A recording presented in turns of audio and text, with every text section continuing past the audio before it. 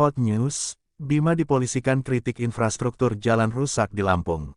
Bima, konten kreator asal Lampung yang tengah menempuh studi di Australia baru-baru ini viral di media sosial. Namanya jadi perbincangan setelah ia mengkritik Provinsi Lampung.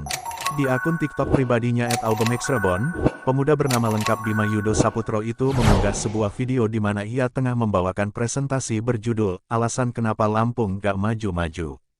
Presentasi dalam video yang diunggah beberapa hari lalu tersebut berisi kritikan pedas terhadap tempat kelahirannya, Lampung.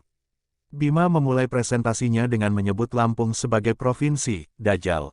Dukungan pada Bima di Australia makin menggema. Pelajar asal Lampung yang sedang studi di Australia itu mengkritik infrastruktur di Lampung. "Gue berasal dari provinsi ini Dajjal," sambil menunjuk tulisan Lampung pada layar laptopnya, kata Bima. Oleh karena itu, berikut ini beberapa fakta pemuda viral usai kritik Lampung. 1. Kritik infrastruktur Lampung. Di video tersebut Bima menjelaskan keburukan Provinsi Lampung yang ia ketahui berdasarkan pengalamannya tinggal di sana, salah satunya masalah infrastruktur yang masih terbatas. Bima mengkritik kebanyakan jalan-jalan di Lampung yang rusak dan tidak layak dilewati.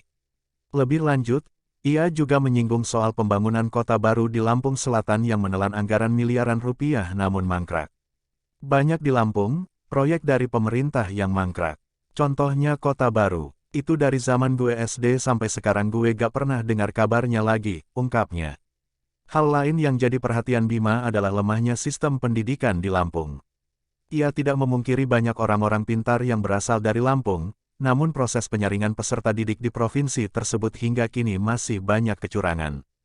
Bahkan yang berkontribusi itu orang-orang yang bekerja di sektor pendidikan, seperti dekan menitipkan anaknya atau rektor menitipkan keponakannya, ujarnya. 3. Singgung masalah korupsi. Hal lain yang jadi perhatian Bima adalah lemahnya sistem pendidikan di Lampung. Ia tidak memungkiri banyak orang-orang pintar yang berasal dari Lampung, namun proses penyaringan peserta didik di provinsi tersebut hingga kini masih banyak kecurangan.